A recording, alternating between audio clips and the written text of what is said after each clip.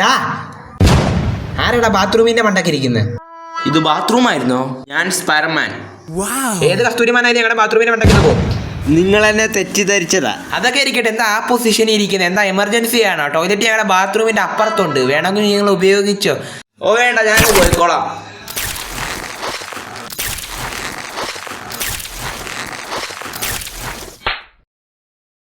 എന്റെ ഊഹം ശരിയാണെങ്കിൽ വെനം ഇവിടെ തന്നെ ഉണ്ടായിരിക്കും. ഈ പ്രാവശ്യം ഞാനാ കുഴിമന്തി വാങ്ങിയത്, നീ ഇനി കുഴിമന്തി വാങ്ങുന്നത്. എന്റെ പൈസ ഇല്ല.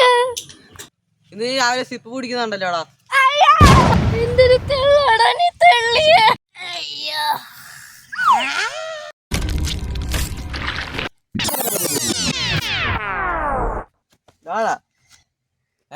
എന്തുവാടാ?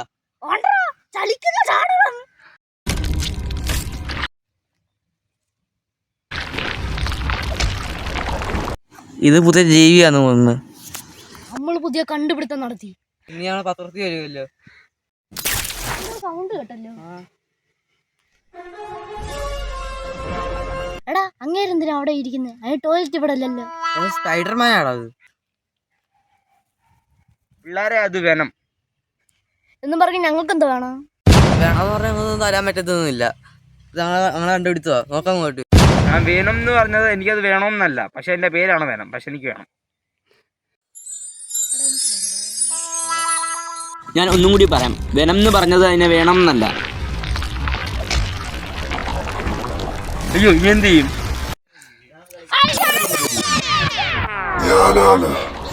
നീ പറഞ്ഞില്ലേലും എനിക്കറിയാം നിന്നെ തപ്പി ഇങ്ങോട്ട് വന്നത്.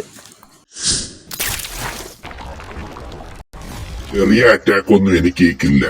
താങ്കളെ പേടിക്കേണ്ട, താങ്കളുടെ വീക്ക്നെസ് കൊണ്ടാ വന്നേക്കുന്നത്. എനിക്ക് വല്ലതും പറ്റി എന്റെ ഉള്ളിലെ പയ്യനും വല്ലതും പറ്റും. അതുകൊണ്ടല്ലേ നീ ജീവിച്ചിരിക്കുന്നത്, അല്ലെങ്കിൽ നീ എപ്പോഴാ തീർന്നേനെ. ഇതിപ്പോ തന്നെ തീർത്തേക്കാം. എന്റെ കാര്യത്തിന് തീരുമാനമായി.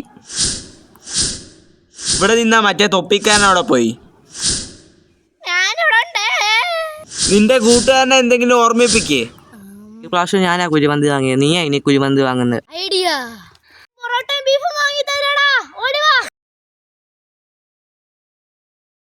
പൊറോട്ടയും ബീഫും. ഇതാണ് പറ്റിയ അവസരം. Electric verb.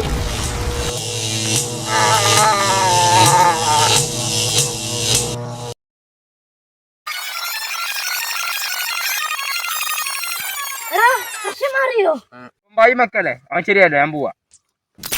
അതൊക്കെ പൊറോട്ടയും ബീഫും എന്ത്? അഞ്ച് പൈസ ഇല്ല. ചലിക്കുന്ന ചാണകം പോയില്ലടാ.